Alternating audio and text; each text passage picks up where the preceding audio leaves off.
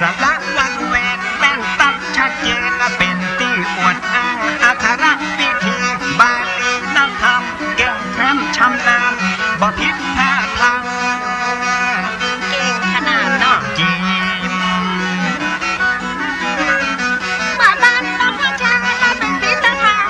เกียงหูจนมดยศถึงหลากหลายภาษาบาลีดีเดินกระจายธรรมะมีในกระเด็บพระไตรปิฎกสามารถต่อตัวอักษรศาสตร์ภาษาภาษานานาก็บาขาดบาตุตันได้ศึกษาเป็นมหามรดกตกทอดสิ่งเกินนับเมื่อ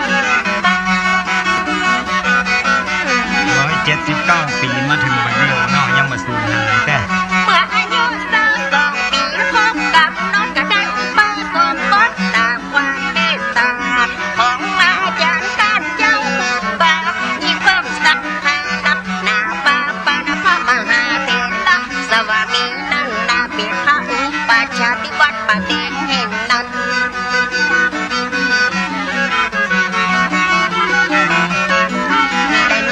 ได้เจ้าอาวาสวัดป่าแพงแม่ตามาเป็นกรรมวาจาจารย์วัดไฟหินเป็นอนุสาวนาจารย์และฉายานามว่าโสภาภิกขุได้ศึกษากะเฮียนต่อเพิ่มเติมจากผมเก่าเดิมมาจากเนรหดตุเฮียนแต่หามสำเร็จลุกเป็นที่อาสาทุกวันยินนา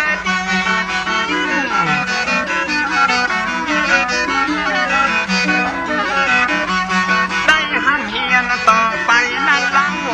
เป็นตูเจ้าได้ประมาณ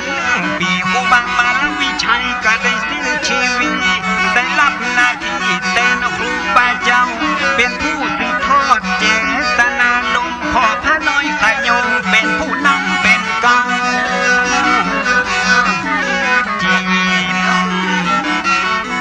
และน้องตั้งแต่ปีพศ2339เป็นน้ำพันตันแบบละครูบาแม่ญาติครูบาโสภามีพิชัยเตชะตั้งการนำมาทานนั่นแหละอาการละจับการเรียนและตั้งการศึกษาเก็บแบบประเด็นดาและแนะนำต่างหากมูลกัดยาและวิทยาสามัญญาพิธานนะ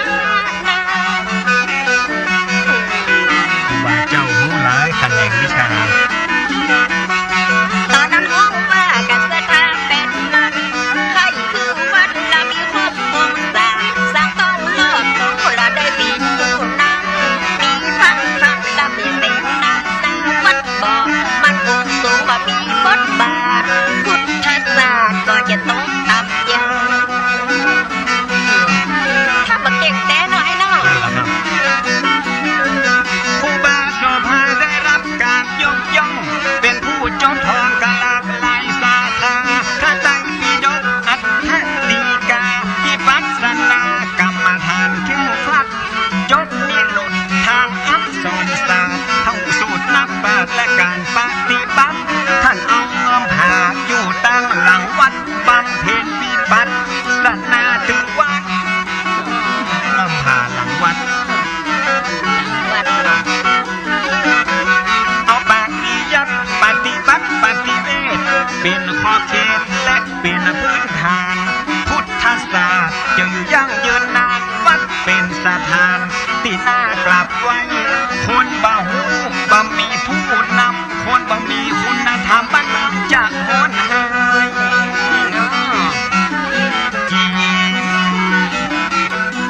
และน้องนอกจากด้านปริยัติและด้านปฏิบัติศึกษาและศาสตร์ยังรู้ภาษาเสียงนกเสียงหนูเสียงไก่เสียงกาถ้าตัดเล็กกัดถ้าก็เข้ามาหาอดครูบาท่านเก่งเก่งบนกัดหาหอกไปมาบ่ต้องได้สีล้นกัดหาโคนเป็นร้อยมดบ้านมดบ่ต้องยศยำใดถ้าได้เป็นสมัยประเดี๋ยวเนาะเสียงนกเสียงกาได้ยินหมู่มาเปิ้นมีตำราอย่าโบราณญาณต้องหาใส่และได้ปัญญาญาณตั้งกับละมาทานฉันแก่กาผู้แต่มีแต่ในอดีตตะการในปัจจุบันข้าบ่ใครยืนยัน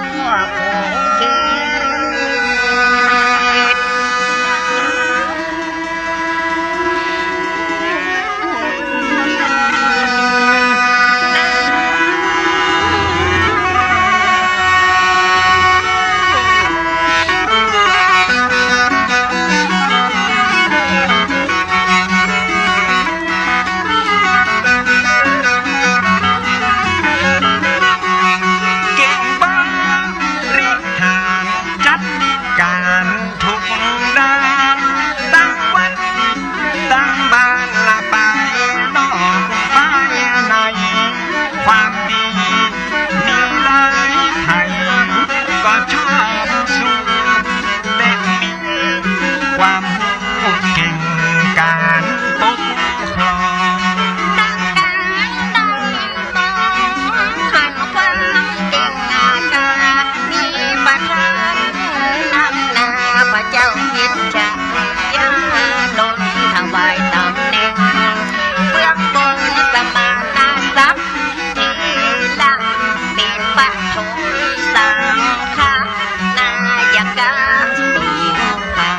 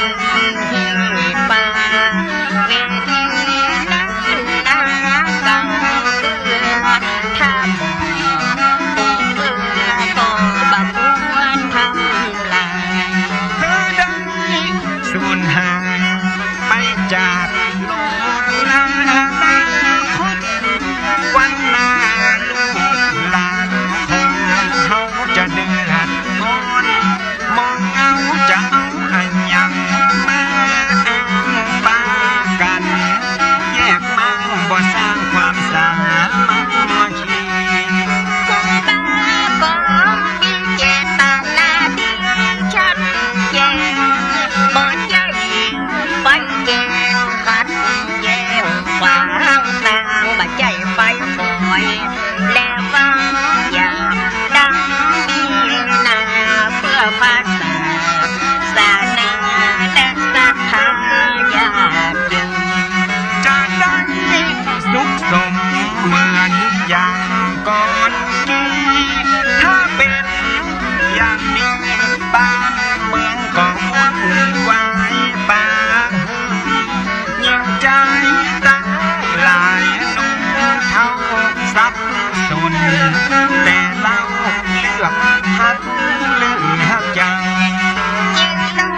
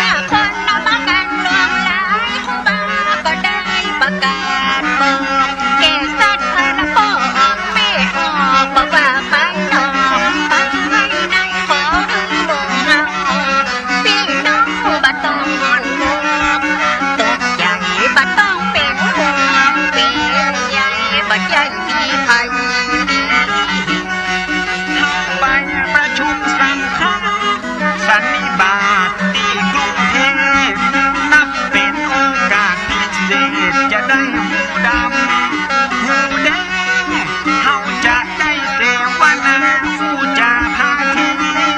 จี้แจงเปิ้นว่าเพชรดีต้องมีเศษได้สำแดงเปิ้นได้พอ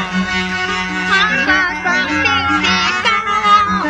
นเฝ้าฟังข่าวแต่ต่อใครๆก็ให้หันหน้าให้เปิดหน้าที่ตามนับเปิดท่ามกลางในที่ประชุมเป็นที่จุดนึงมหาเทวบ้าไปได้นั่งใจยืนร่วมกับสังฆาผู้ใหญ่ พระบาทสมเด็จรอห้าประทับนั่งนา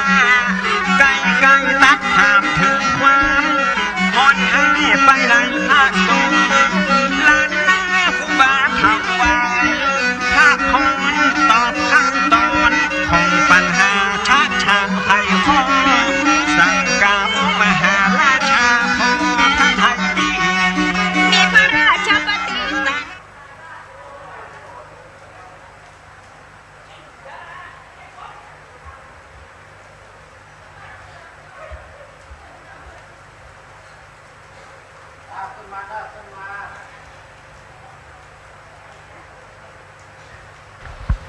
ขึ้นมาเนอะขึ้นมาบนศาลา5 โมงแล้ว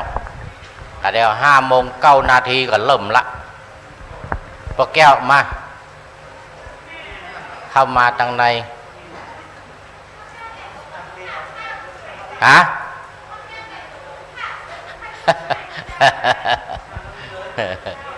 เอามาเป็นยังมาสุภาพมาเป็นยัง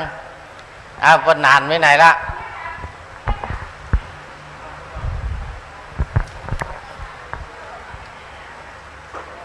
วันนานอาจารย์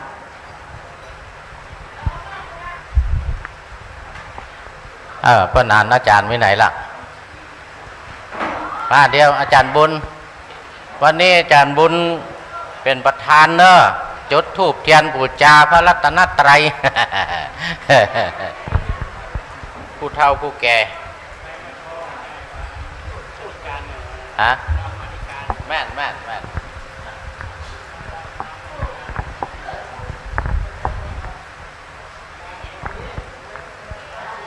เอาเก้าอี้เอาเก้าอี้เข้ามานั่ง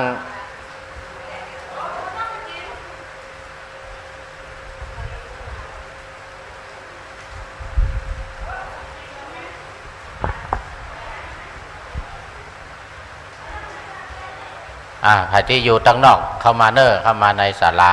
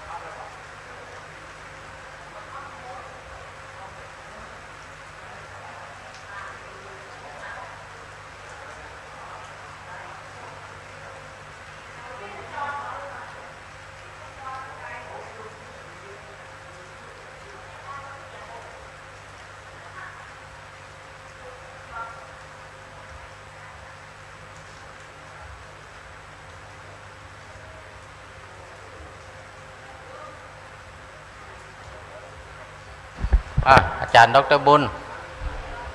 อาจารย์ดรบุญนิลเกตตามตุกตามเตียนเนอะได้เวลาแล้ว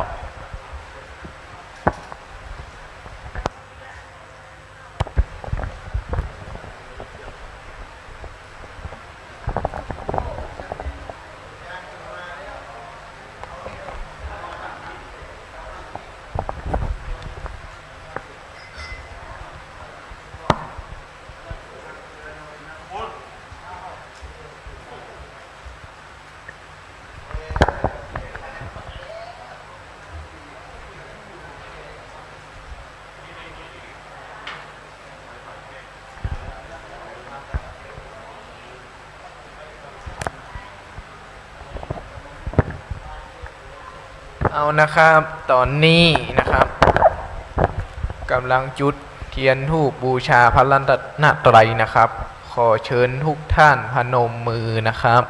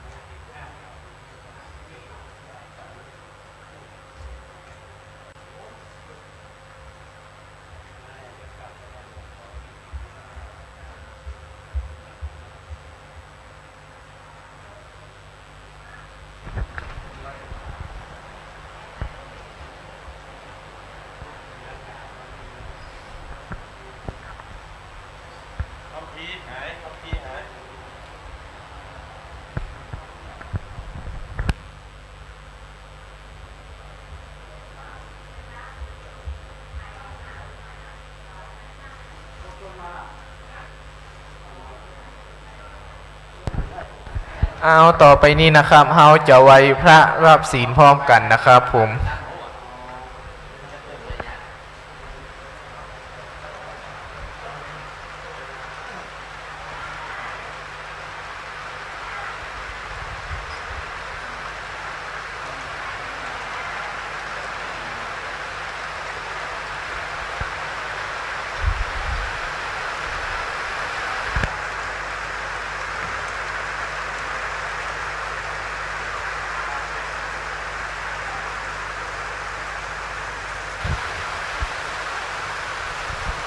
เอาแล้วนะครับตอนนี้เราจะไหว้พระรับศีลพร้อมกันนะครับเชิญทุกท่านพนมมือนะครับอิมินาสักการเรนะพุทธังอภิปูชยามาอิมินาสักการเรนะธัมมังอภิปูชยามาอิมินาสักการเรนะสังฆังอภิปูชยามาอะระหังสัมมาสัมพุทโธภควาพุทธังภควันตังอภิวาเทมิสวากขาโตภควตาธัมโมธัมมังนามาสามิสุปฏิปันโนภควโตสาวกสังโฆสังฆังนะมามิ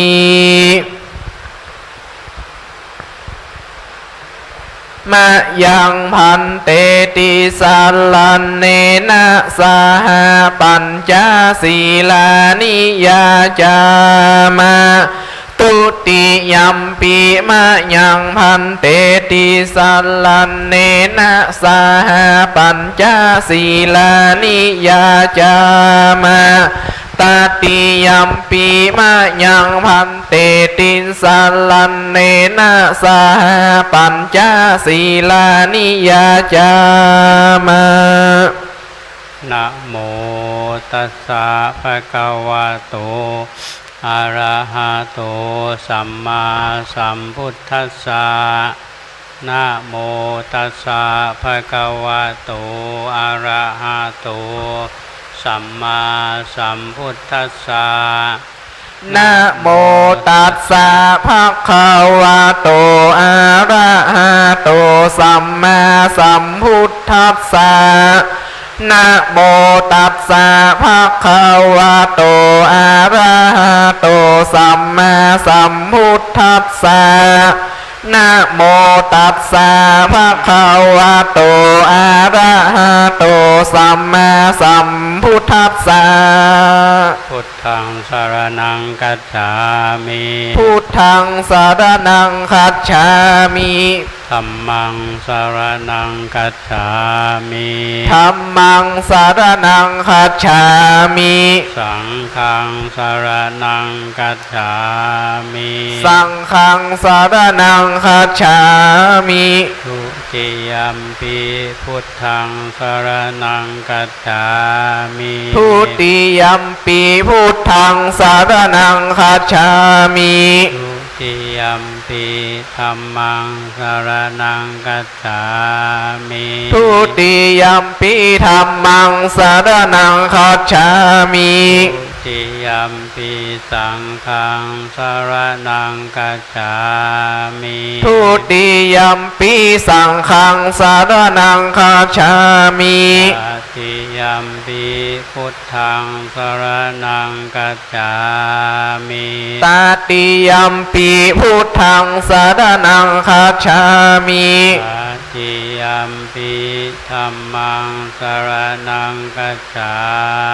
มิตติยัมปิธัมมังสรณังคัจฉามิตติยัมปิสังฆังสรณังคัจฉามิตติยัมปิสังฆังสรณังคัจฉามิปานาติปาตาเวรมณีสิกขาปะทังสมาธิยามิปานาติปาตาเวรมณีสิกขาปะทังสมาธิยามิทินนาทานาเวรมณีสิกขาปะทังสมาธิยามิอาทินนาทานาเวรมณีสิกขาปะทังสมาธิยามิ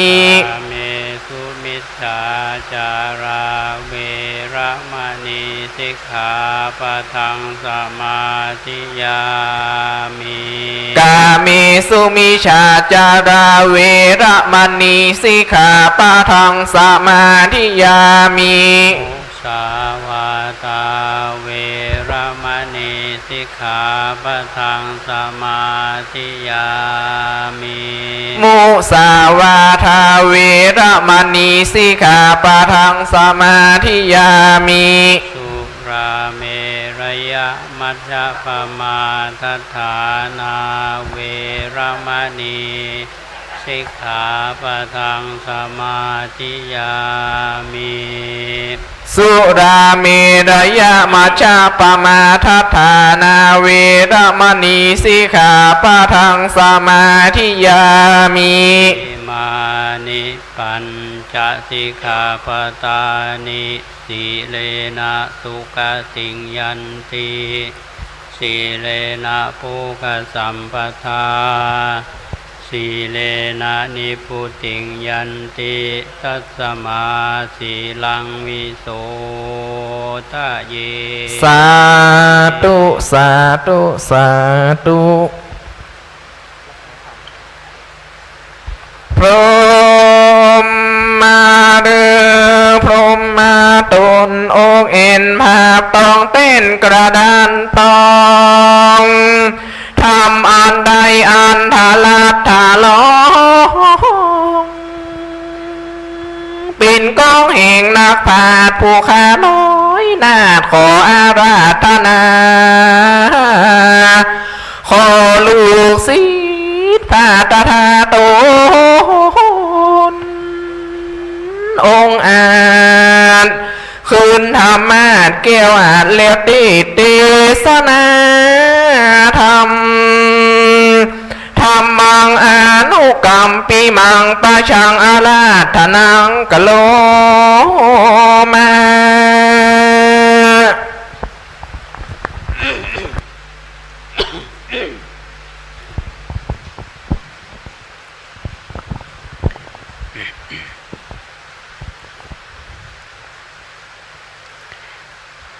นะโมตัสสะภะคะวะโตอะระหะโตสัมมาสัมพุทธัสสะนะโมตัสสะภะคะวะโตอะระหะโตสัมมาสัมพุทธัสสะนะโมตัสสะภะคะวะโตอะระหะโตสัมมาสัมพุทธัสสะนะอุจจาวจังปันนิตาทัสสยันติติธรรมิกถาณโอกาสปัจนี้อาตมาภาพจะได้แสดงพระธรรมเทศนาพรรณนาศาสนธรรมคำสอนขององค์สมเด็จพระชินวรสัมมาสัมพุทธเจ้าเพื่อประดับสติปัญญาเพิ่มพูนกุศลบุญญาสีแก่ท่านทักษิณานุปทานแก่ท่านสาธุชนพุทธบริษัททั้งหลายโดยสมควรแก่เวลาในวันนี้ทางวัดฝ่ายหินจังหวัดเชียงใหม่โดยการนำของท่านอาจารย์ทัพครูปริยัติยานุศาสตร์ล้อมโดยบรรดาพระภิกษุสงฆ์องค์สมณเณรและคณะศรัทธาวัดไผ่หินจุตนจุองค์จุใหญ่น้อยใจยิงได้พร้อมใจกันจัดกิจกรรมงานประเพณีส่งน้ำอัฐิเจดีย์ครูบาโสภาซึ่งทางท่านพระครูปริยัติยานุศาสตร์พร้อมคณะศรัทธาได้จัดงานนี้มาอย่างต่อเนื่องเป็นเวลาหมื่นแล้วเพื่อที่จะเชิดชูบูชาในกตัญญูกตเวทิตาแก่ท่านครูบาโสภาหรือว่าท่านเจ้าคุณอภัยสารทะสังฆปาโมกข์ซึ่งเป็นเจ้าคณะจังหวัดองค์แรกของจังหวัดเชียงใหม่การจัดกิจกรรมในวันนี้มีบรรดาพี่น้องท่านสาธุชนตลอดจนถึงบรรดาพระภิกษุสงฆ์องค์เจ้าทั้งหลายได้เมตตามาสวดพุทธมนต์แล้วก็สวดมาติกาการที่ทางวัดได้จัดขึ้นมาเป็นเรื่องที่ยินดีและอนุโมทนาเป็นอย่างยิ่งทางนี้เพื่อที่จะแสดงให้เห็นว่าหมู่เฮาท่านทั้งหลายที่อยู่ในรุ่นหลังนี้เฮายังนึกถึงคุณงามความดีของท่านครูบาโสภาถึงแม้ว่าท่านจะจากหมู่เฮาเป็นเวลาเมินไปแล้วเป็นเวลา118 ปีเฮาท่านทั้งหลายได้สดับเกียรติคุณอันยิ่งใหญ่ของท่านครูบามาอย่างต่อเนื่องเราจะได้ยินครูบาอาจารย์ผู้เฒ่าผู้แก่เล่าสู่กันฟังอาตมายังจำได้ว่าปีหนึ่งหลวงพ่อพระธรรมสิทธาจารย์หรือว่าท่านหลวงพ่อใหญ่วัดพระสิงห์วรมหาวิหารถ้าท่านยังมีชีวิตอยู่เนี่ยท่านรับอาราธนามางานนี้ทุกปี มานี้ท่านจะได้อู้ถึงเรื่องเกียรติคุณของท่านครูบาโสภาทั้งในเวลาสนทนากันทั้งในเวลาที่ท่านจะมีโอกาสได้อู้จาท่านจะบอกว่าครูบาหลวงวัดฝ่ายหินเป็นผู้ที่มีความรู้ความสามารถแล้วก็มีความแตกฉานในพระไตรปิฎกแล้วก็เป็นผู้ที่ได้ปฏิบัติกรรมฐานสามารถที่จะล่วงรู้ถึงเสียงของสิ่งหาราสัตว์ได้อันนี้เป็นคำบอกเล่าเพราะฉะนั้นเพื่อให้ท่านทั้งหลายได้ทราบว่าท่านครูบาหลวงหรือครูบาโสภาของเราเนี่ยในเมื่อชีวิตอยู่เนี่ยท่านได้ดำเนินกิจกรรมมาอย่างที่เป็นประโยชน์แก่พระศาสนาโดยเฉพาะการศาสนาในภาคเหนืออาตมาก็ไปดูประวัติของเปิ้ลและตอนบ่ายวันนี้ที่ผ่านมาตั้งแต่เที่ยง15 นาทีถึงบ่าย2:40บ่าย2 กึ่งอาตมาก็นำประวัติของท่านครูบาไปเล่าออกสถานีวิทยุ 92.25 เมกะเฮิรตซ์และก็สถานี 104.50 เมกะเฮิรตซ์ไปรอบหนึ่งแล้วและณตอนนี้ก็ทราบว่าทางสถานีก็กำลังถ่ายทอดสดเหมือนกันเพื่อที่จะเป็นเชิดชูบูชาคุณงามความดีของครูบาอาจารย์และเป็นการกตัญญูกตเวทิตาก็ขออนุญาตศรัทธาญาติโยมทั้งหลายได้เล่าประวัติย่อๆของท่านครูบาให้ท่านทั้งหลายได้ฟังกันท่านครูบาเท่าที่ทราบจากประวัตินี้ท่านบอกว่าบรรพบุรุษของท่านเนี่ยมาจากเชียงแสนและได้มีครอบครัวอยู่ที่ประตูเชียงใหม่พ่อชื่อว่าป้อนานอินตะแม่ชื่อว่าแม่ซอนนี่เป็นคนเขินเพราะฉะนั้นท่านได้พอแต่งงานกันแล้วก็ได้มีบุตรคนหนึ่งชื่อว่าเด็กชายควายเป็นชื่อของท่านครูบาโสภาตอนยังเป็นละอ่อนแล้วชื่อแถมอันหนึ่งที่เป็นห้องกันคืออุ่นเฮือนแล้วก็ท่านมีโอกาสนั้นจะย้ายมาอยู่ใกล้กับวัดฝ่ายหินตอนที่อาตมาทราบเนี่ยอาจจะตั้งลกลากอยู่ใกล้ๆหรือว่ามีโอกาสได้รู้จักกับเจ้าวาดวัดฝ่ายหินสมัยนั้นคือท่านครูบาครูบามาละวิชัยถ้าจำชื่อผิดก็ต้องขออภัยนะท่านจะไปบิณฑบาตที่บ้านป้อนานอินตะแล้วก็หันพัฒนาการของเด็กชายควายมาดูก็หันว่าเป็นละอ่อนที่มีบุคลิกดีมีความเฉลียวฉลาดก็ขอป้อนานว่าคนที่จะเอามาเป็นขยมวัดเมื่ออายุ11 ปีก็อยู่วัดดูแลครูบาอาจารย์ดูแลวัดว่าอยู่อายุ15 ปีก็ได้บรรพชาเป็นสามเณรก็อยู่ดูแลครูบาอาจารย์ศึกษาเล่าเรียนในเรื่องของภาษาบาลีนี่และก็มีความแตกฉานมีความเฉลียวฉลาดตั้งแต่ละอ่อนได้เรียนอักขระอักษรสมัยตัวเมืองมีความเก่งในที่สุดนั้นก็ได้บรรพชาแล้วพออายุครบ22 ปีก็ได้เป๊กเป็นทุเจ้าแล้วก็ได้นามฉายาว่าโสภาภิกขุในช่วงที่ท่านบรรพชาอุปสมบทเป็นทุเจ้าก็ได้1 ปีบอกว่าอาจารย์เจ้าวาดครูบามาลวิชัยก็ได้ถึงแก่มรณภาพท่านก็ได้เป็นเจ้าวาดต่อทำงานการปกครองและก็ส่งเสริมการศึกษาพระภิกษุสงฆ์องค์สามเณรในช่วงนั้น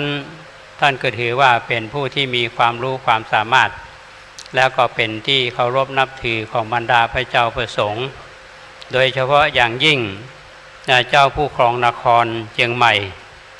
ท่านมีความศรัทธาในตัวครูบาเป็นอย่างยิ่งเท่าที่จำได้ก็คือเจ้าป่ออินทวิชยานนท์ก็สนับสนุนมาตลอด แล้วท่านก็ได้นิมนต์ท่านครูบาไปอยู่เวทที่วัดเจียงยืนในเมืองต่อมาการคณะสงฆ์ในจังหวัดเชียงใหม่ในช่วงนั้นมีความเปลี่ยนแปลงซึ่งในช่วงนั้นอยู่ในช่วงของรัชกาลที่5พระบาทสมเด็จพระจุลจอมเกล้าเจ้าอยู่หัวมีการตั้งนิกายขึ้นมานิกายหนึ่งคือนิกายธรรมยุทธนิกายก็มีความเจริญแล้วตัวเจ้าเชียงใหม่เขาก็มีโอกาสได้ไปศึกษาที่กรุงเทพมหานครมีตัวเจ้ารูปหนึ่งชื่อว่าปิงอยู่อำเภอดอยสะเก็ดแล้วก็ไปพักเพียรศึกษาที่วัดบวรนิเวศวิหารแล้วทางคณะสงฆ์ฝ่ายธรรมยุทธก็ได้ส่งเสียท่านได้สำเร็จการศึกษาบาลีได้เป็นพระมหาปิงก็ส่งมาอยู่วัดเจดีย์หลวงพอมาอยู่วัดเจดีย์หลวงปรากฏว่าในช่วงนั้นมีข้าราชการเจ้านายที่มีความเลื่อมใสในพระที่มาใหม่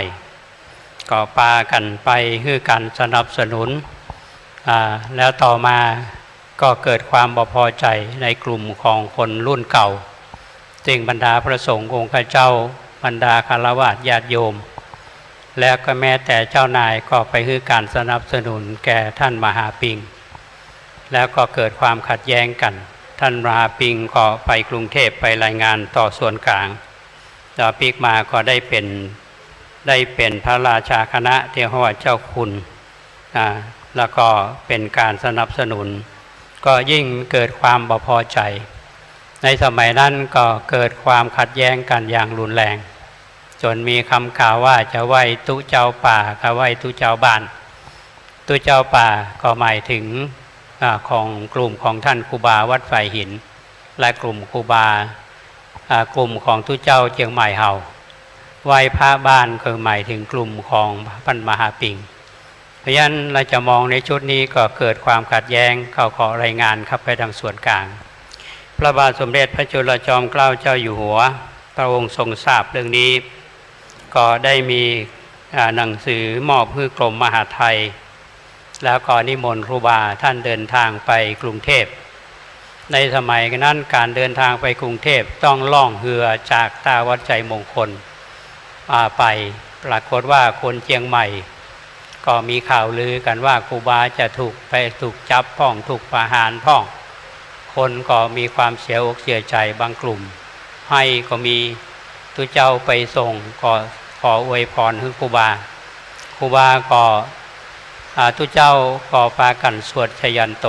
ครูบาท่านเป็นผู้ที่เป็นผู้ใหญ่มีความเข้มแข็งและเข้าใจในปัญหาเหล่านั้นท่านก็เตือนบรรดาพระภิกษุสงฆ์ที่ไปส่งว่าขอให้เฮาได้ปฏิบัติตามวินัยกองของเฮาที่เคยปฏิบัติถ้ามีหนังสือใดๆนี้บ่ควรรับก็ถือวินัยอย่างเคร่งครัดแล้วก็เดินทางเข้ากรุงเทพโดยใจเหือโอ้โหว่าการเดินทางนี่จะใช้เวลาเมินเท่าใดพอปรากฏว่าท่านไปพักอยู่ที่วัดที่วัดเบญจมาบพิตรพระเจ้าอยู่หัวคือพระบาทสมเด็จพระจุลจอมเกล้าเจ้าอยู่หัวก็นิมนต์พระสังฆะทั้งหลายมาประชุมแล้วก็มีการประชุมกันขึ้นเพื่อที่จะฟังข้อมูลจากปากของท่านครูบาพระเจ้าอยู่หัวคือพระบาทสมเด็จพระจุลจอมเกล้าเจ้าอยู่หัวนี้ท่านก็ทราบข้อมูลในเชิงประจักษ์จากท่านครูบาขอเล่าข้อเท็จจริงให้ฟังทุกอย่างในที่สุดนั้นเป็นที่พอพระราชฤทัยของในหลวงรัชกาลที่5ครูบาก็ได้รับการยกย่องต่อมาได้เป็นพระอภัยสารทะแล้วมีสังฆราชาวัดเจตุพลเนี่ยท่านเดินทางไปก็ได้รับแต่งตั้งเป็นพระครูโพธิรังสีการได้รับการแต่งตั้งเป็นพระราชาคณะเป็นการยกย่องครูบาแล้วก็เป็นการยกย่องพระที่ลงไปในแง่ของจิตวิทยานั้นจะมาว่าเป็นเรื่องที่ถูกต้องเพราะปัญหาที่เกิดขึ้นมันมีความเดือดร้อนสร้างอุณหภูมิให้เกิดขึ้นความขัดแย้งมากยิ่งขึ้นพอท่านครูบาได้รับการยกย่องเป็นที่พอพระราชฤทัยของในหลวง สิ่งต่างๆมันก็เย็นลงและครูบาในที่สุดท่านก็พลิกมาเชียงใหม่ตามหนังสือที่หลายๆท่านเพิ่นเขียนเอาไว้เพิ่นบอกว่าคนเชียงใหม่เฮาเนี่ยขี่เรือไปรอครูบาจัดขบวนรับที่ละปูนแล้วก็ตั้งขบวนมาขึ้นมาตามลำน้ำปิงจนถึงมาที่วัดใจมงคลตาวัดใจมงคลเพราะฉะนั้นครูบาก็ได้เดินทางไปครั้งนี้เท่ากับเป็นประกาศศักดิ์ศรีของความเป็นทุเจ้าผลเหนือทุเจ้าหัวเมืองและก็เป็นเครื่องยืนยันว่าสิ่งที่เกิดขึ้นนั้นถึงแม้ว่าจะเป็นความขัดแย้งกันในเรื่องของความคิดความเห็นและแนวปฏิบัติบางประการแต่ครูบาท่านใช้ความสามารถความรู้ที่มีอยู่เนี่ยใช้ประสบการณ์ที่มีอยู่แก้ปัญหาถ้าจะหันว่าชื่อของท่านครูบาหลวงโสภาเฮานี้ชื่อว่าพระอภัยสารทะหมายความว่าสมัยนั้นนี่พระเจ้าอยู่หัวนี่เปรียบเหมือนกับสมเด็จพระสังฆราชสมัยนั้นมามีสมเด็จพระสังฆราชสมเด็จพระสังฆราชก็คือพระเจ้าแผ่นดินเพราะฉะนั้นพระเจ้าแผ่นดินจะประทับอยู่ท่ามกลางของคณะสงฆ์แล้วก็ฟังข้อมูลชี้แจงจากท่านครูบานี่คือเหตุการณ์ที่สร้างความขัดแย้งและก็สามารถแก้ปัญหาได้ก็เป็นที่มาของว่าพระอภัยสารทะปกติเนี่ยคนธรรมดาสามัญเข้าเฝ้าเจ้านายนี่มันต้องก้มต้องกราบพอหน้ากับบาสามารถที่จะพอได้แต่ท่านครูบาใช้ความกล้าหาญความองอาจ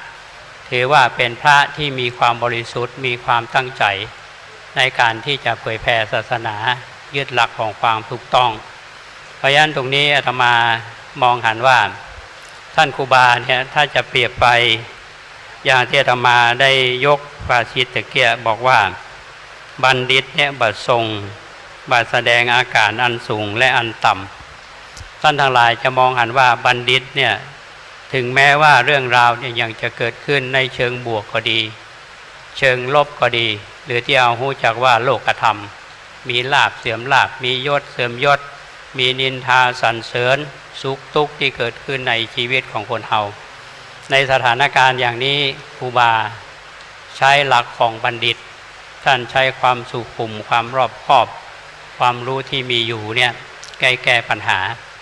อันนี้คือถ้าจะบอกไปก็คือการใช้หลักของคุณธรรมที่มีอยู่แก้ความขัดแย้งที่เกิดขึ้นในวงการคณะสงฆ์สิ่งที่ต่อมาคือได้รับการยกย่องจากพระเจ้าอยู่หัวซึ่งเหมือนผู้บังคับบัญชาของคณะสงฆ์ในสมัยนั้นอันนี้เป็นเรื่องที่อาตมาอยากฝากท่านทั้งหลายสิ่งนี้ที่เราได้ชื่อว่าพระอภัยสารทะท่านมีความรู้ความสามารถมีความแตกฉานในพระไตรปิฎกและแถมประเด็นหนึ่งอาตมาเท่าที่ศึกษามาเนี่ยครูบาท่านเป็นผู้ที่มีความเชี่ยวชาญในการเข้ากรรมฐานบางท่านที่ได้เขียนหนึ่งใส่สื่อไว้ว่าครูบาท่านไปปฏิบัติกรรมฐานบริเวณเรียกว่าเงือบผาหรือผาเงือบอาตมาก็ยังบ่เคยไปว่าณตรงนี้เนี่ยอาจจะอยู่ในที่ของสวนสัตว์ปัจจุบันนี้อยากฝากว่าถ้าเฮาท่านทั้งหลายในยุคหลังนี้ถ้าเป็นไปได้เฮาแปลสถานที่แห่งนั้นเป็นที่อนุสติเตือนใจและลึกถึงครูบา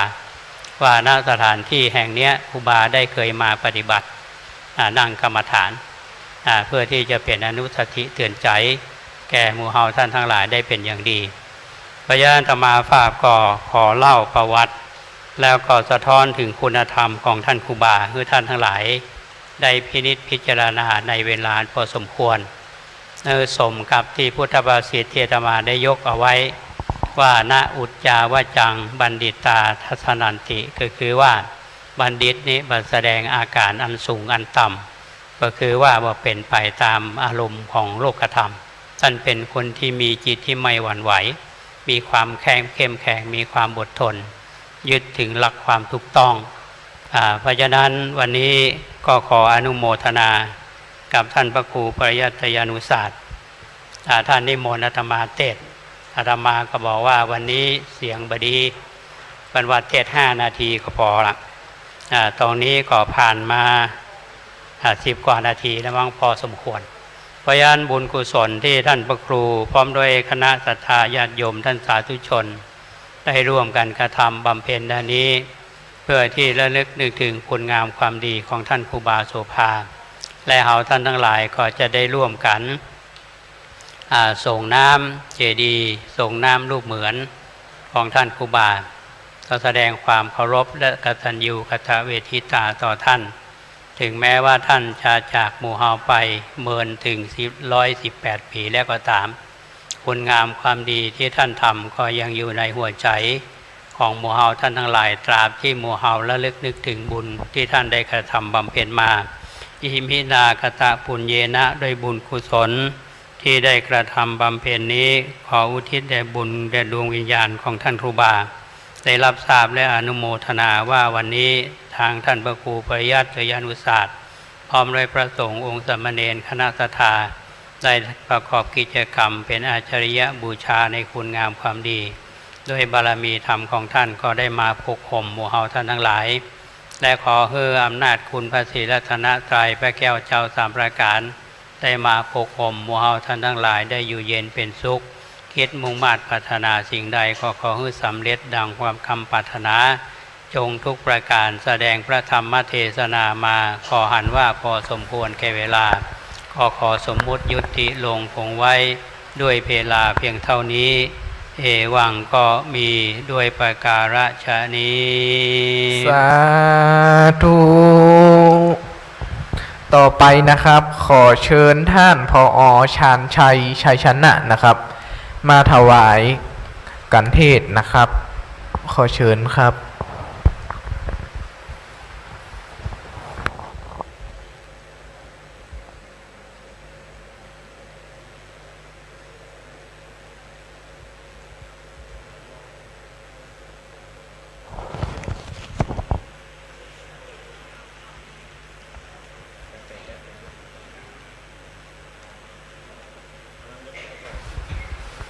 เอาหมู่เฮาอนุโมทนาพร้อมกันนะครับสาธุสาธุสาธุ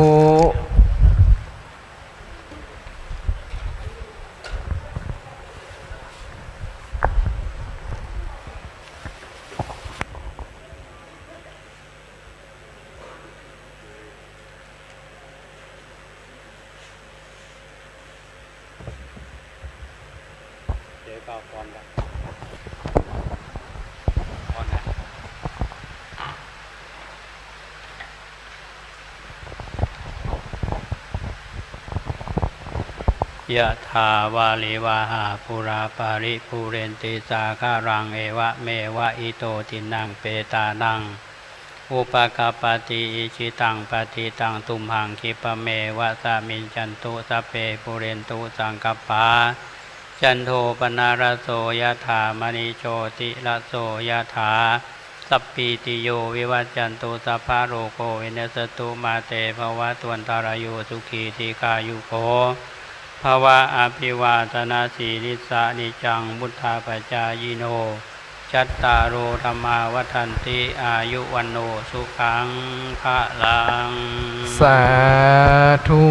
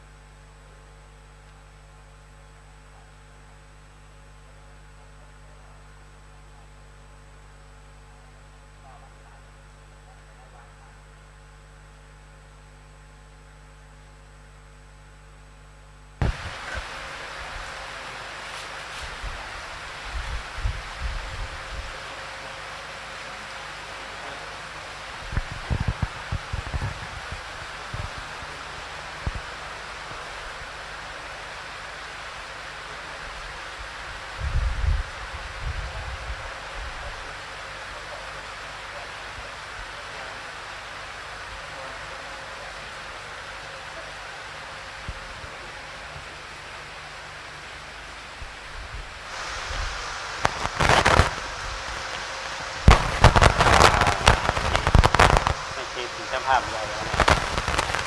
เป็นตีเป็นเจ้าภาพใหญ่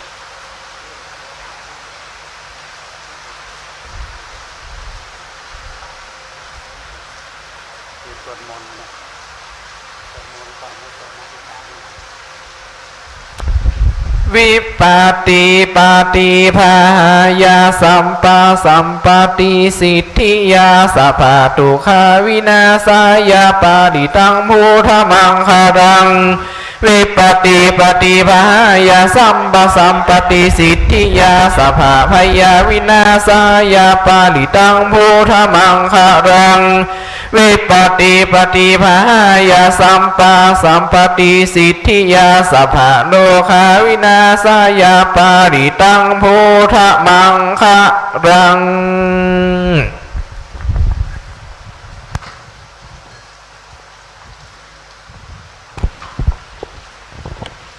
ตัวนาเมตังสเมตาปทันตาวิกิตาจิตตาปริตังพนันตุสักเคกาเมจรูเปคิริสิคาราตาเตจันตาลิเควิมาเนทิเประเทจคาเมตลุวนาอลามาวัตถุมิเคเตภุมมาจยันตุเทวาชลาทลาวิสเมยาขาคันทัปนาคาติทันตาสันติเกยังมุนิวราวจานังสาทะโวเมสุนันตุธรรมสวนา กาโลอายัมพทันตาธรรมสวนา กาโลอายัมพทันตาธรรมสวนา กาโลอายัมพทันตานะโมตัสสะภะคะวะโตอะระหะโตสัมมาสัมพุทธัสสะนะโมตัสสะภะคะวะโตอะระหะโตสัมมาสัมพุทธัสสะนะโมตัสสะภะคะวะโตอะระหะโตสัมมาสัมพุทธัสสะพุทธังสารนังกัจฉามิธัมมังสารนังสังฆังสารนังกัจฉามิทุติยัมปิพุทธังทุติยัมปิธัมมังสารนังกัจฉามิทุติยัมปิสังฆังสารนังกัจฉามิตติยัมปิพุทธังกัจฉามิตติยัมปิธัมมังสารนังกัจฉามิตติยัมปิสังฆังนังกัจฉามิสัมพุทเทอัฏฐวิสัญจาทวาทสัญจาสัตตสาหัสานินามามิศีลาสาหังเตสังธรรมัญจาสังขัญจาอาทะเลนามิหังนามกาลานุภาเวนะหันตัวสัพเพอุปัฏฐเวอเนกาอันตารายาสันโตเสสัตโตสัมพุทเทปัญจปัญญาสัญจาจตุวิสติสหัสสานินามามิศีลาสาหังเตสังธรรมัญจาสังขัญจาอาทะเลนะนามามิหังกาลานุภาเวนะหันตัวสัพเพอุปัฏฐเวอเนกาอันตารายาเสสัตโตสัมพุทเทนาบุตตาลาสัทเทอัฏฐจัตตาริหัสสะเกวิสติสัตตาสหัสสานินามามิศีลสาหังเตสังธรรมัญจานามามิหังนามกาลานุภาเวนะหันตัวสัพเพอุปัฏฐเวอเนกาวินาสันโตอาเสสโตอาเสวนาจะภาลานังพันธิตานันจะเสวนาปูชาจะปูชานิยานังคาลามุตตามังปฏิลูปาเทสาวะโสจะบุพเพจักาตาปุญญาตาอัตตสัมมาตัมมังคาลามุตตามังพาหุสัจจัญจาสิปัญจวินโยจะสุสิกิโตสุภาสิตาจยาวาจาเอตัมมังมุตตามังมาตาปิโตปัฏฐานังพุทธาธารัสสะสังฆาโหอนาคุราชกัมมันตาเอตัมมังมุตตามังทานัญจาธรรมจาริยัญจายาตากานัญจาสังฆาโหอนาวัชชานิ คาลามุตตามังอาลติวิลติปาปามัชฌะปนาจะสัญญาโมอัปปะมาโทจะธัมเมสุเอตัมมังมุตตามังคาลาโวจันนิวัตโตจะสันทุติจะกตัญญูตากาเลนะธัมมัสสวนังคาลามุตตามังขันธีจะโสวาจัสสตตาสัมมานานันจะทัสสานังกาเลนะธัมมัชฌากัจฉาเอตัมมังมุตตามังตะโปยัญจาอริยสัจจานาทัสสานานิสัจเจเกเลยาจาเอตัมมังคาลามุตตามังพุทธัสสะโลกาธัมเมหิจิตตังยัสสะนกัมปติอาโศกังเขมังเอตัมมังคาลามุตตามังเอตาทิสานิกัตตวานาจิตตาสัพพะทาโสถิงคันฉันติตันเตสังมังคาลามุตตามังติมังกาลังสุตตังยังกินจิวิตังหิทวาหุรังวาสังเคสุวายังรัตตานังปณิตังนะโนติตถาคาเตนะอิตัมปิพุทเทรัตตานังปณิตังเอเตนะสัจเจนะสุวัติหุนตุขยังวิลาคังอามัตตังปณิตังยะมุนีสัมมาหิโตนะเตนะธัมเมนะสัมมาทิกินเจอิตัมปิธัมเมรัตตานังปณิตังเอเตนะ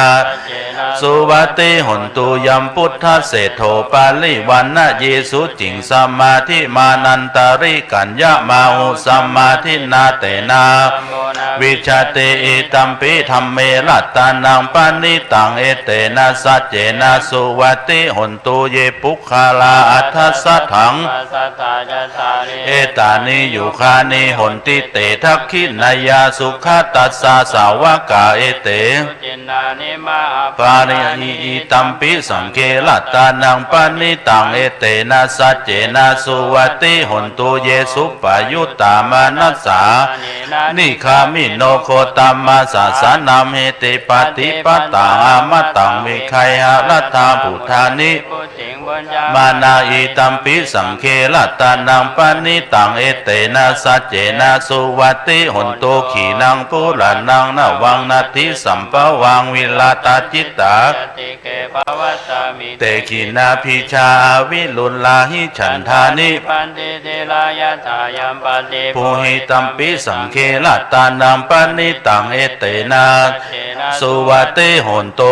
เมตัญจะสัพพะโลกัสสมิมานะสัมภาวะเยอาปาลิมานังอุตตังอาโทจเตลิยัญจาสัมปะตังอาสัมปะทังทิฏฐัญจารังนิสิโนวาสยาโนวายาวะตัสสะวิคตามิโทเอตังสติงอาทิทยาพระมะเมตังถ้ามาหุติถินจานุปคัมมสีลาวาทัสสเนนะสัมปันโนกาเมสุวินัยเกทังนะหิชาโตปุณณเลติติการะนิยามเมตังสุตตังอิติปิโสภควาอะระหังสัมมาสัมพุทโธวิชาจารณะสัมปันโน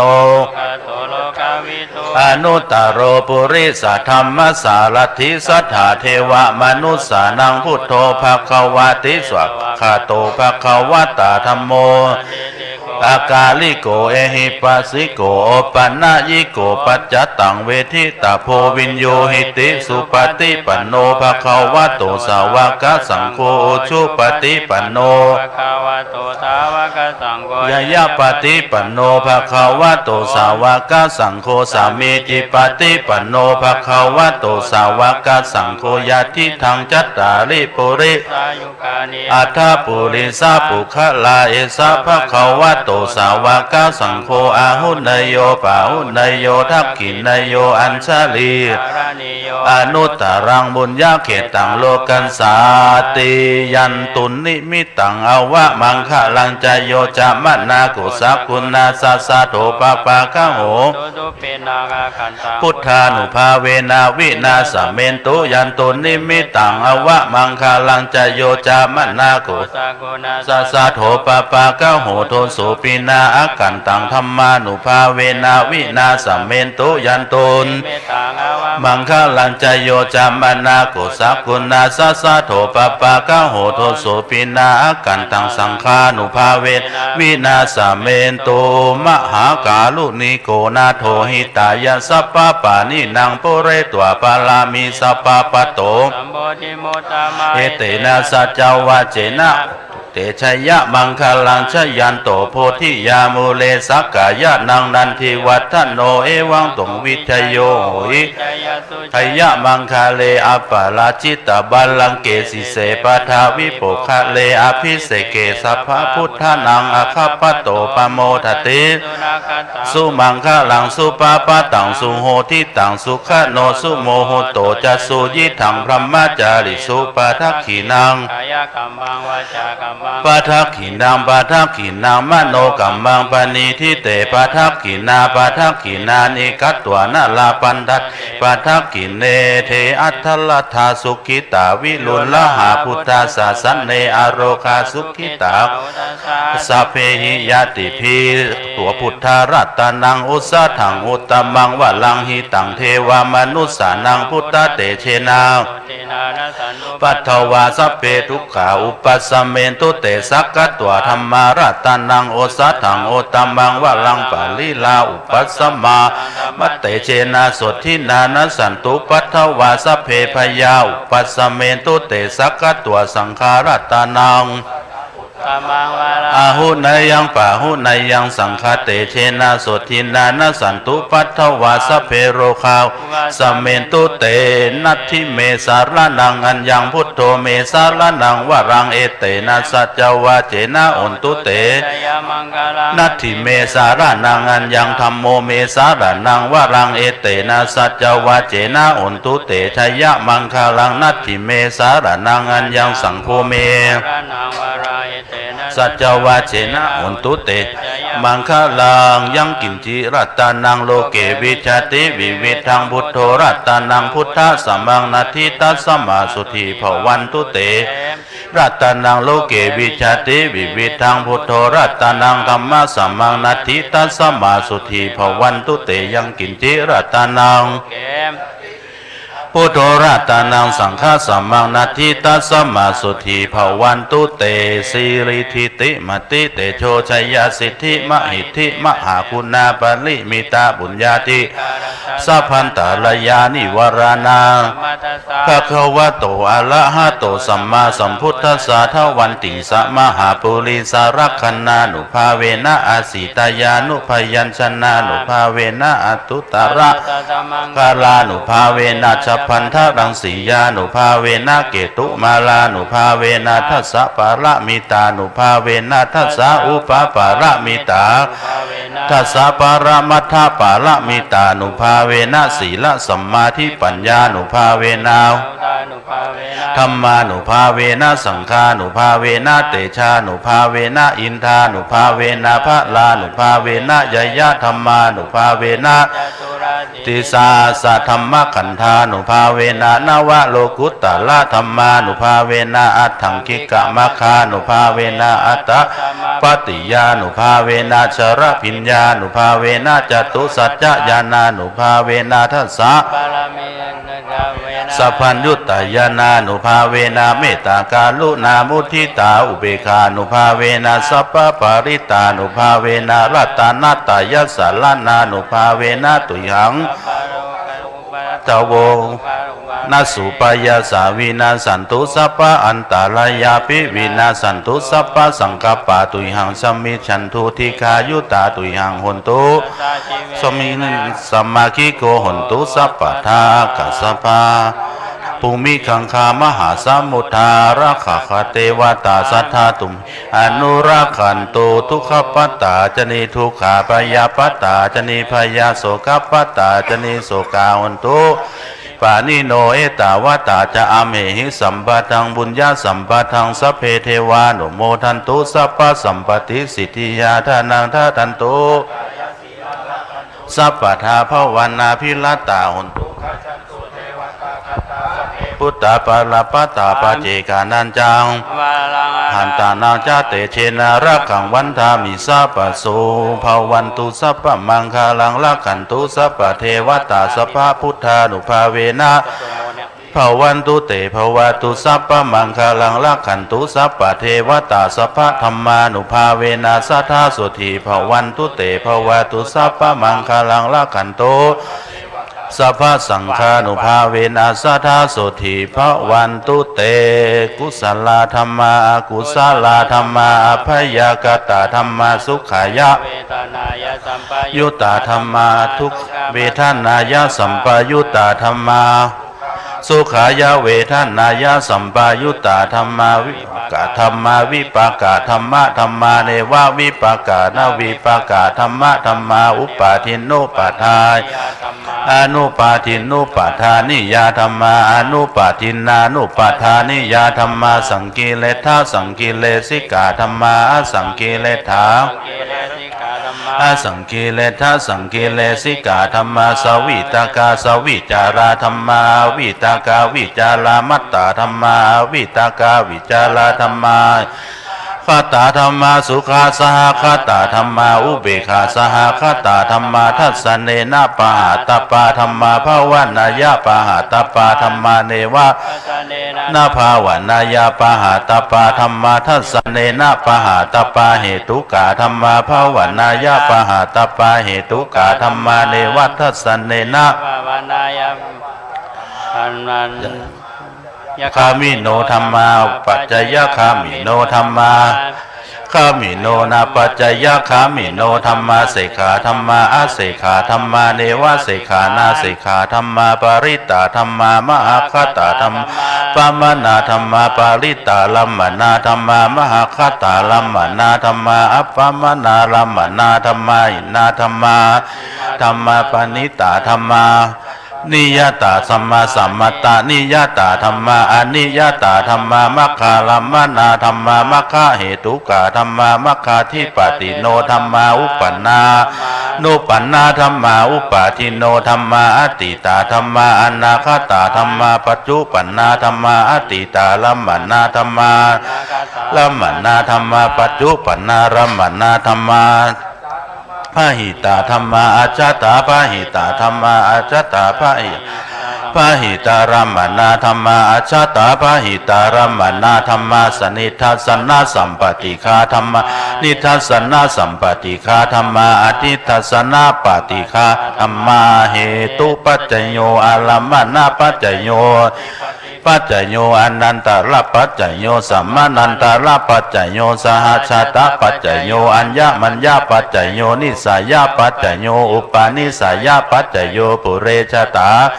ปัจจาชตาปัจจโยอาเสวนาปัจจโยกัมมะปัจจโยวิปากาปัจจโยอาหารปัจจโยอินทรีย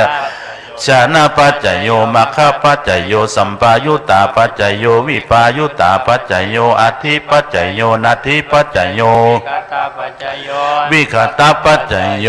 ยังกินจิวิตังหิทวาหุรังวาสังเคสุวายังรัตตานัมปณิตังนันโนสัมมังอธิอิตัมปิพุทเถระตานังปานิตังเอเตนะสัจเจนะสุวัติหนตุยังกินจิวิตังหิทวาหุรังวาสังเคสุวายังรัตตานังปานิตังนันโนสัมมังอธิธัมเมระตานังปานิตังเอเตนะสัจเจนะสุวัติหนตุยังกินจิวิตังหิทวาหุรังวาสังเคสุวายังรัตตานังติตถาคเตนะอิตัมปิสังเคระตานังปานิตังเอเตนะสัจเจนะสุวัติหนโตเมตัญจะสัพพะโรกัสสมิงมานะสัมปาวะเยอุทังอโถจติลิยัญจาสัมปะทังอเวลังอสัมปะทังทิฏฐัญจารังนิสิโนวาปตามิโถเอตังสติงอทิเถยพระมะเมตังวิหารังอิทธามหุกิญญานุปกรรมสีลาวะทัสสเนนะสัมปันโนกาเมสุวินัยเขทังนะหิจตุขภาสยังปุณณเลติติการะนิยังเมตังสุตังต่อไปนะครับจะเป็นการโอกาสวินตาลนะครับแล้วเขามีสุปล่อยของเนาะอะหังวันตาสัพพะวะทุตานัง สัพพังโตสังฆามาธัมเมพันติสาธุโอกาสาคาเดสัพปะเยืองเครื่องขัวตานตั้งหลายพร้อมทางนานาบัดนี้ผู้ค้าตั้งหลายใดสาลงคงควายเต่งพร้อมน้อมนำมายังบุพาลาจาดวงดอกเข้าตอกดอกไม้ลำเตียนวางเวียนไว้ปิ่นก่อนท่านำตาล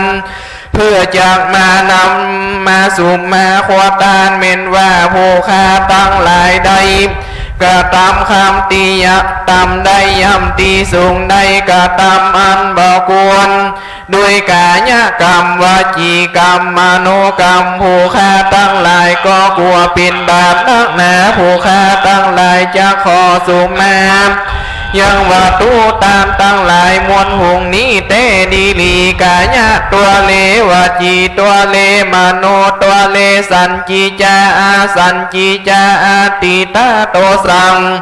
อนาคาตาโตสังปัจจุปนาโตสังสัพพังโตสังขามันตุ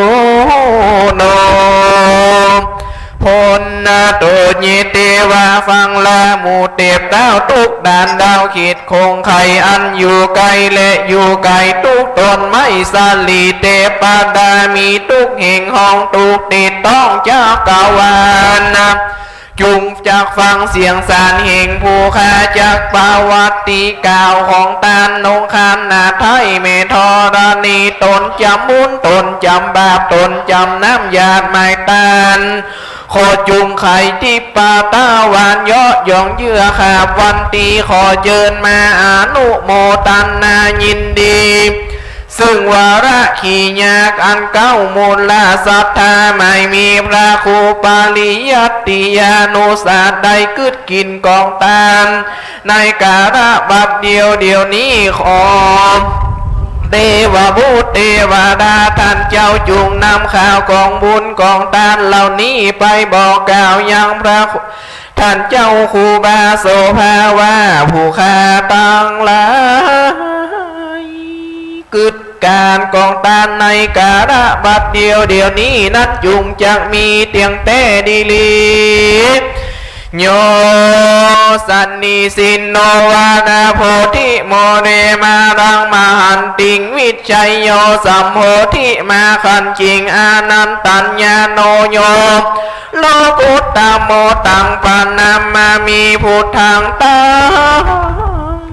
ปัญนามามีธรรมังตังปัญนามามีสังฆังติรัตตานังอันว่าเกี่ยวเจ้าสามภาการนาอันอุลานเลื่อนเลี้ยวเป็นเกี่ยวมิ่งมงโกนเกี่ยวในสากลโลกลายังบ่เต่าเกี่ยวปิงกาสามดวงเกี่ยวตั้งปวงวิเศษวิตุนเตศมรกตใสสีพระภาวดีจมจื่นมีกาลายหมื่นลายเส้นตัวดินเด่นหลุมไตยังบ่เปียบปานเกี่ยวสามดวงคานเกี่ยวเจ้าผู้ค้ากลมกราบย่อกุลเตดีลีสาธุโอกาสาภาบรมทาติตาไหลลัตตนะพันเพียวพาเกี่ยวเจ้าตั้งสามภาการในกาละวันนี้ก็หากเป็นวันดีวิเศษเหตุว่าเป็นวันเดือนเจ็ดเหมสองคำทำได้ว่าเป็นวันอาทิตย์แต่เล่าตรงกับวันที่21เดือนเมษายนปีพุทธศักราช2562งามดีบ่เศร้าเหตุว่าไม่มีพระครูปาลิยัตติยานุศาสตร์เป็นเก้าพร้อมโดยมูลศรัทธาวศรัทธาบันใส่หินจุผู้จุคนก็ได้เล็งหันว่าละลึกถึงบุญคุณของพระครูบาโสภาตันเจ้าผู้ข้าตั้งอะไรจึงได้สลงคงควายแต่งน้อมมายังบุพาลาจาดวงดอกเขาต่อดอกไม้ลำเตียนพร้อมด้วยพระไตรเพื่อจะมาถวายแก่พระแก้วเจ้าตั้งสามภาการมีผ้ามานเต่านี้เพื่อจะโน้มน้อม ถวายปิ่นตานะ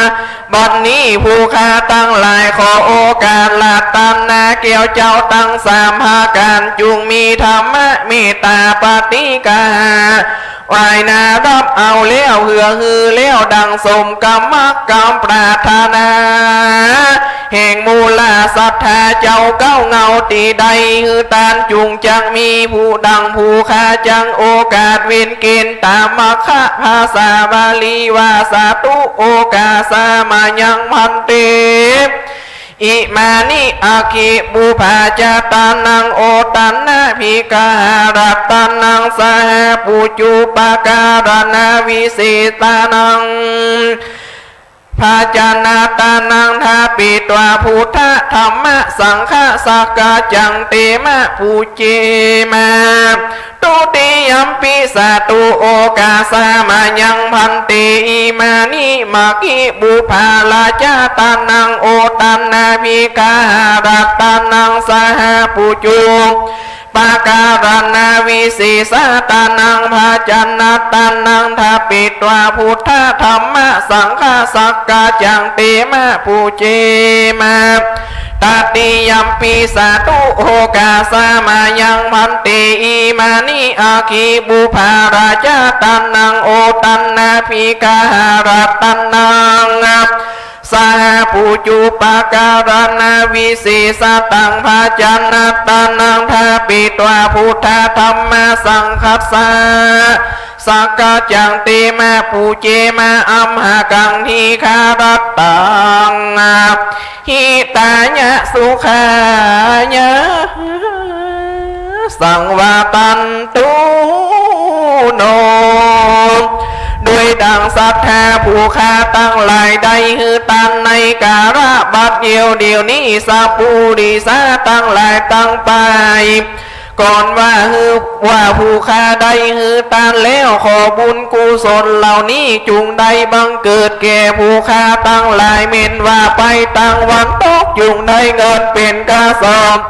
แม่นว่าไปตั้งวันออกจุงได้แก้วได้แสงไปตั้งเหนือได้หัวคำแดงไปตั้งไตฮือได้นาพวกเขาแม่นว่าผู้ค้าตั้งหลายนี้แล้วสืบสร้างภาระอานิสงส์อยู่เมืองคนฮือได้สุขได้เสวยอายุวันโนสุขภาราจัตุราพิธาพรชัยตั้งสี่ภาการมีนิพพานเป็นที่แล้ว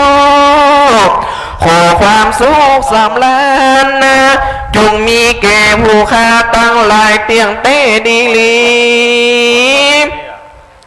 บัดนี้แม่นว่าบุญญาลอยสีอันนี้แก่กาผู้ค้าตั้งหลายได้ขอเพพายายบุญไปถึงยังมาหิสิขาเตปาดาเต้าอันรักษาวัดวาอารามอันรักษาอากาศไปบนสัพพะสัตตาตนองค์อาจลูกขาจาภูมาเทวดาอันรักษาตั้งเกหาสีเจงปาตูเมืองมียศลายเรืองอำนาจบรมนาถอินตามหาพรหมาตันเต้าจุจตุโลกเต้าตั้งสีโตองคานายมมาบานตนสาสื่อจนมาโจดจื่อมูลาสาธาผู้ค้าตั้งอะไรบ่เต่าแต่นั้นผู้ค้าจากเพพายายมุนไปหาขุดนางน้ำตำไตนางนาถอยธรณีสาลีคูตาอามาตนจำบุญตนจำบาปตนจำน้ำหยาดไม่ตานบุญญารายสีอันนี้เพกว้างไปถึงอัฏฐาป่าปาคอตั้งเป็นอันพัดเตเวทไปมาในตาวาติสา12รายสีสัพพะสัตตาตัวน้อยตัวใหญ่อันขานานับบ่ได้บ่เต่าเตนั้นผู้ค้าตั้งหลายจังเพพายายบุญไปหาเทวบุตรเทวดาอันรักษาวัดไฟหินนี้จุตนจุวรองค์เสือวัดเสือวาเสือบานเสือจองคุ้มครองบันนี้จุตนจุวรองค์ขอท่านเจ้าจุงแม้ปันตาอนุโมทนาและได้ฮับยังบุญกุศลที่ผู้ค้าได้กระทำในการะบะเดียวนี้ นั้นจุงจะมีเตียงเตดีลีพุทโธคาราโวธัมโมคาราโวสังโฆคาราโวนะโมวิสุทธังติภาเวคานาทังสวาคาตังวิมาดังนักขีนาหัตถังสัพพังโตสังขามันตุโนต่อไปจะเป็นการถวายผ้าไตรนะครับขอเชิญแขกผู้มีเกียรตินะครับท่านแรกนะครับท่านดร.บุญนินลเกตนะครับขอเรียนเชิญนะครับการพระพุทธนี่ขอเชิญท่านพระครูบุญศรีชินศรีนะครับประธานผู้สูงอายุหมู่14นะครับ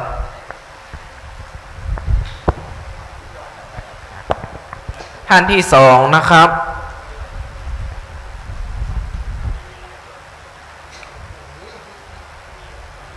ท่านบุญศรีการพระพุทธนะครับท่านที่สองนะครับแม่บัวจิ๋นนะครับนรสิงห์นะครับพระคุณเจ้าลูกที่สองนะครับท่านที่สามนะครับคุณยายอุษาสุดใจนะครับท่านที่สี่นะครับคุณจินดาชัยชนะนะครับท่านที่ห้านะครับคุณชันชัยชัยชนะท่านที่หกคุณคำปันกิตติจันทร์ท่านที่เจ็ดคุณบุญเรืองอินตะนะครับท่านที่แปดคุณวีระคำอ้ายท่านที่เก้าคุณยงยุทธนรสิงห์นะครับท่านที่สิบคุณอมพรเหมจิตนะครับหากผิดพลาดครบอีกอย่างคำ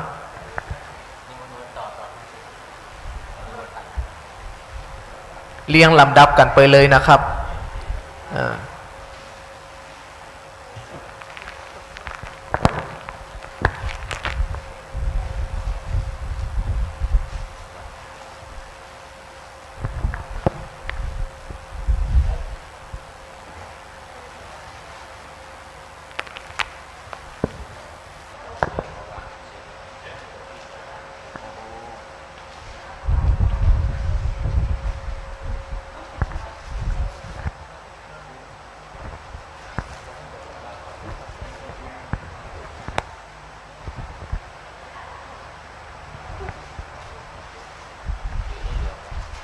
ยังเหลืออยู่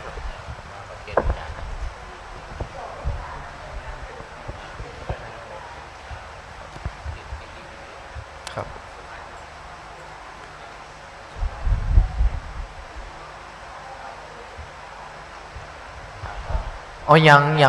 ยังบ่ครบนะครับต่อไปขอเชิญคุณจินตนาเกี่ยงคำนะครับ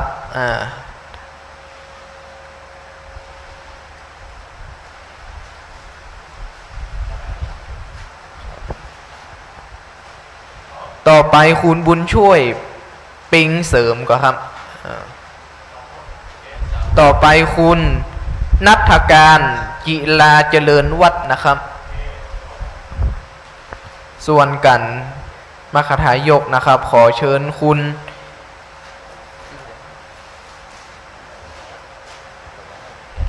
ครับขอเชิญท่านพระครูบุญศรีชินศิริก็แล้วกันนะครับการผู้อาจารย์นะครับ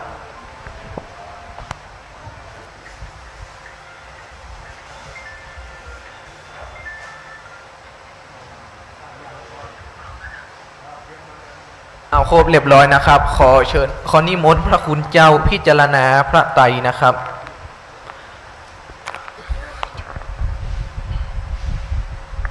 เอาหมู่เฮาพนมมือพร้อมกันนะครับ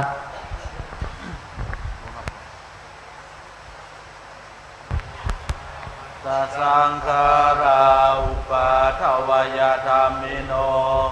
อุปาจิตวานิรุชันติเตสังบุปาสโมสุโขสาธุเอาต่อไปหมู่เฮาฮับปอนพร้อมกันนะครับตั้งจิตตั้งใจนะครับท่านใดมีน้ำยาดกดเกียมนะครับเพราะว่าวันนี้หมู่เฮาได้กึดกองบุญกองกุศลไปหาท่านเจ้าครูบาโสภาเฮานะครับถ้าใดมีน้ำยาดเกียมนะครับตั้งจิตตั้งใจนะครับเพบุญกุศลนะครับ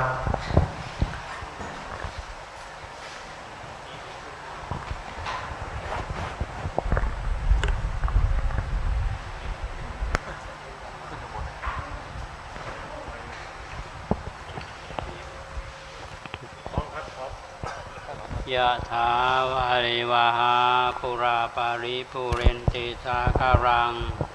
เอวะเมวะอิโตทินังเปตานังอุปกปปติอิชิตังปฏิตังตุมหังคิปะเมวะสามิจตุ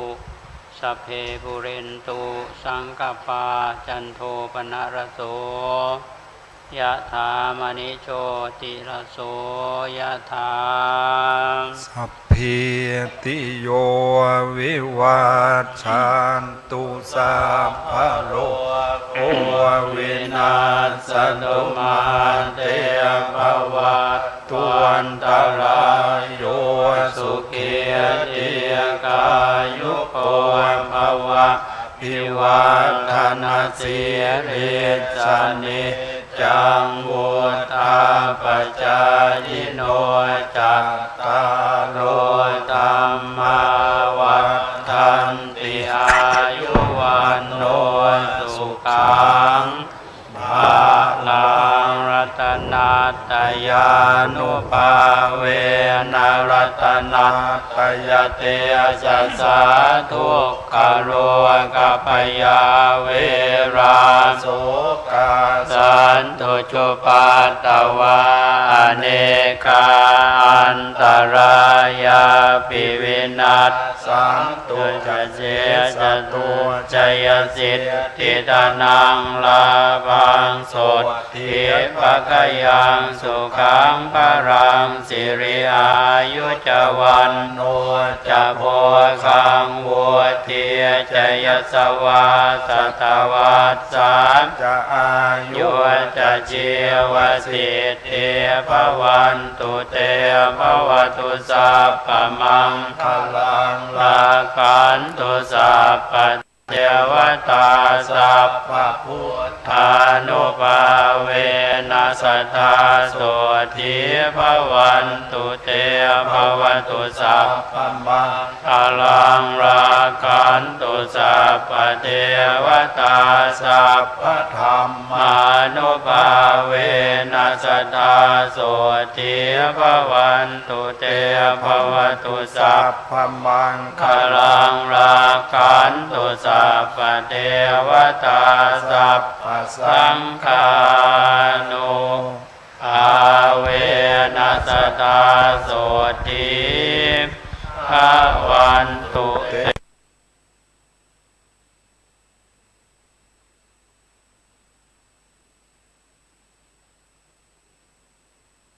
ปัจจัยโยโหนตุโนนิจังอีตังศีลกัมมังนิพพานาปัจจัยโยโหนตุโนนิจังอีตังภาวนากัมมังนิพพานาปัจจัยโยโหนตุโนนิจังยังกินจีกุสาลังกาตาพังกัมมังสัพเพหิกาเตหิกาตังปุญญังโนอนุโมตันตุสุนันตุพุนโตญิเตวะอาสามิงธานีอาทิคาตาทิขายุกาสัตตาหุนตุสัพพะสัตตานังสุขีอัตตานังปาริหารันตุมาตาปิตาสุขีตาหุนตุตุขาปะมุนจันตุสัพเพญาติกาสุขีตาหุนตุตุขาปะมุนจันตุสัพเพอาญาติกาสุขีตาหุนตุตุขาปะมุนจันตุสัพเพปิสาสัพเพยะขาสัพเพเปตาสุขีตาหุนตุตุขาปะมุนจันตุสัพเพนาคตาสุขีตาหุนตุตุขาปะมุนจันตุสัพเพเทวาสุขีตาหุนตุตุขาปะมุนจันตุสัพเพอาจาริโยปัจฉัยสุขีตาหุนตุตุขาปะมุนจันตุสัพพะสัมปตินังสามิชันตุโวพุทโธมังคาราสัมปุตโตสัมปุตโตติปะโตตโมพุทธามังคารามาคัมมะสัมปะตุขาปะมุนจะเล ธัมโมมังคาราสัมปุโตคัมภีโลตุตตาโสอานุงธรรมะมังคาระมาคัมมะสัพพะปัญญาปะมุญจัลเลสังโฆมังคาราสัมปุโตวาราทากีนายโยอนุตตโลสังฆะมังคาระมาคัมมะสัพพะโลกาปะมุญจัลเลต่อไปนะครับหมู่เฮาวันตาพระสงฆ์ประธานพร้อมกันนะครับวันทามิพันเตสัพพังอาปารัทังคามาทามิพันเตมยากาตังปุญญังสามีนาอนุโมทิตาพังสามีนากาตังปุญญังไมหังทาตัพพังสาธุสามตุอนุโมทามิ จัตตารโอธรรมาวัฏันติอายุวันโนสุขังพลังสาธุสาธุสาธุ ไปลุกง่ายไว้ด้วยครับต่อไปนะครับจยันโตโพธิยาโมเลสักยานังนันเทวัตเอวังตวังวิจโยโหอิจยัสสุจยมังอปาราจิตาปันลังเกเสเสปัตวิปุกะเลอภิเสเกพระพุทธานังอาคาปัตโตปโมทติสุนักขาตังสุปปาตังสุโหติตังสุกโนสุโมโหโตจะสุเยตังพระมจาริสุปทักกินังกายกรรมังกัมมังปัฏฐกินังปัฏฐกินังมโนกัมมังปณิติเตปัฏฐปัฏฐกินานิกตวานรปันตเตปัฏฐกิเนเอาต่อไปนะครับขอกราบอาราธนานิมนต์พระสงฆ์ทุกรูปทุกตนนะครับไปส่งน้ำกูครูบาเจ้าโสภานะครับพร้อมสถาวัดไฟหินของเฮาทุกคนนะครับเยิน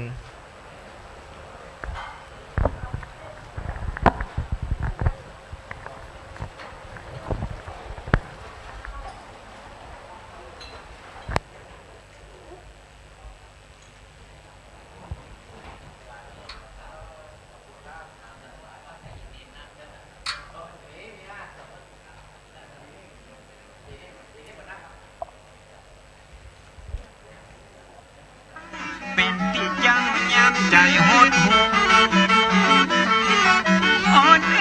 กิเลสมันตาตัณหาคอยแน่ปานใจปวนแปรต้องเลยหาที่เปิด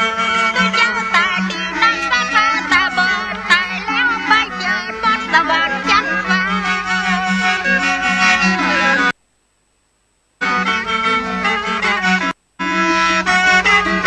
อุบาได้บอกแกเสียทั่วหน้าคือมันศึกษาคือมันฝึกฝนแล้วนำเอาละความรู้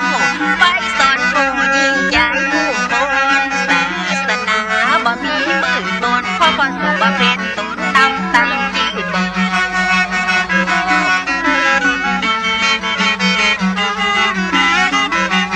ศาสนาจะเล็กน้อยทันทีและถ้าหากบ่มีและตัวเจ้าตาบอดศรัทธาก็จึงบ่ไปเลิศตัวเจ้าตาบอดบ่ฮู้ตีสว่างชีวิตตัวเจ้าตาดีนับสาขาตาดีปัจจุบันศาสนาก็ยังอยู่ ศาสนาจะอยู่ยังยืนยงบ่ใจแต่พระสงฆ์ฝ่ายเดียว